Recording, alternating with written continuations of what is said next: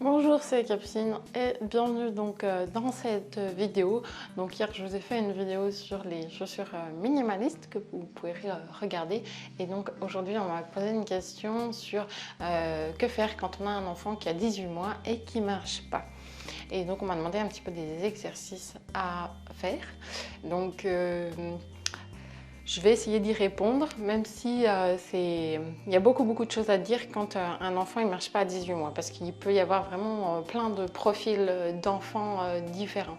Est-ce que c'est un enfant qui est aux quatre pattes et qui se met déjà debout et qui ne marche pas, ou est-ce que c'est un enfant qui fait pas de quatre pattes, qui ne sait pas s'asseoir tout seul, donc voilà, il y a plein de profils, et en fonction de ça, eh bien c'est pas la même chose en fait, on n'en est pas au même stade.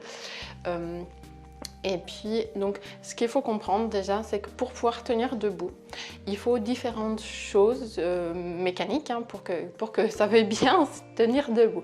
Donc un bébé quand il naît, il a tendance à avoir la tête un petit peu enroulée et puis avoir le dos comme ça, comme plutôt arrondi, d'accord? Donc ce qu'on veut, c'est que la tête est ici, elle se bascule comme ça, d'accord? Ce que le corps il a besoin, c'est d'avoir une courbure au niveau des lombaires, et les enfants, vous savez, ils sont un petit peu repliés au niveau des hanches, et donc pareil, pour pouvoir tenir debout, il faut que tout ça se déplie. Pour pouvoir faire ça, eh bien, l'idéal c'est que l'enfant puisse faire toutes ces étapes du développement moteur. D'accord? Il faut qu'il puisse se retourner parce que ça va faire des rotations au niveau des lombaires, ça va faire de la mobilité dans les côtes, à plein d'endroits. Le top, c'est qu'il puisse faire du quatre pattes, parce qu'à quatre pattes, qu'est-ce qui va se passer? Alors, il est un petit peu petit mon bébé, parce que c'est pas un bébé qui est censé être aussi grand, mais j'avais pas la taille au-dessus. Bon, bref, donc quand il va être à quatre pattes, l'enfant, il va regarder où il va, donc il va faire cette bascule, d'accord? Donc pour moi, c'est le quatre pattes qui va servir aussi à ça, d'accord? Et puis, quand il va faire ça, qu'est-ce qui va se passer? Il va avoir les lombaires qui vont se creuser.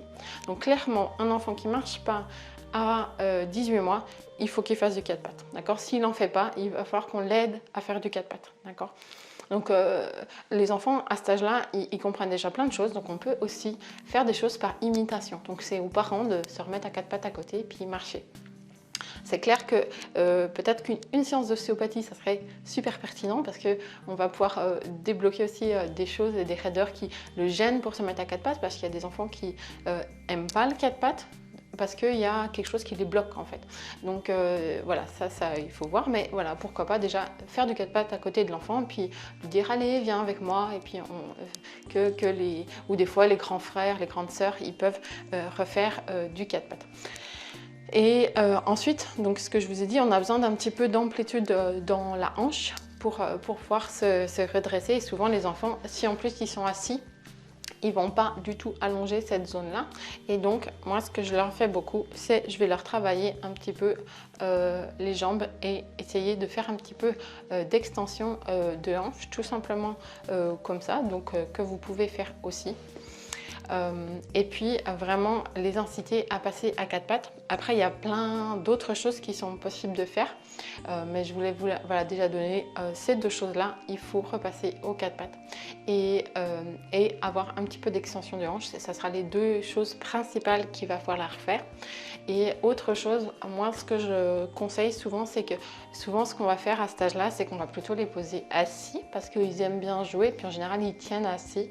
Mais moi ce que je propose aux parents, c'est de les reposer couchés par terre. Alors des fois ils n'aiment pas trop, hein, ils font un peu la grimace, parce que ce que je veux, c'est qu'ils se retournent, parce que à chaque fois qu'ils vont se retourner, eh bien ils vont travailler la souplesse dans leur lombaire en fait.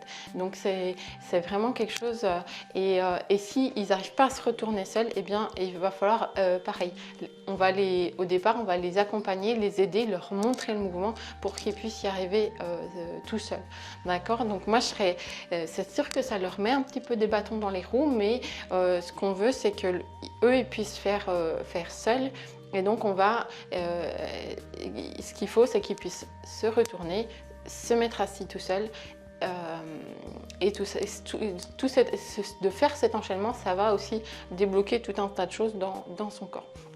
Et puis, clairement, si ça ne suffit pas, eh bien, c'est intéressant quand même de voir un ostéopathe pour qu'il vous fasse le point au niveau de la mécanique. Est-ce qu'il n'y a pas quelque chose qui gêne l'enfant pour qu'il puisse se mettre debout? Moi, j'ai vu des enfants faire leur premier pas dans mon cabinet, en fait, hein, parce que clairement, il y avait juste un truc qui était bloqué, qui les gênait, et puis après, c'était parti, quoi.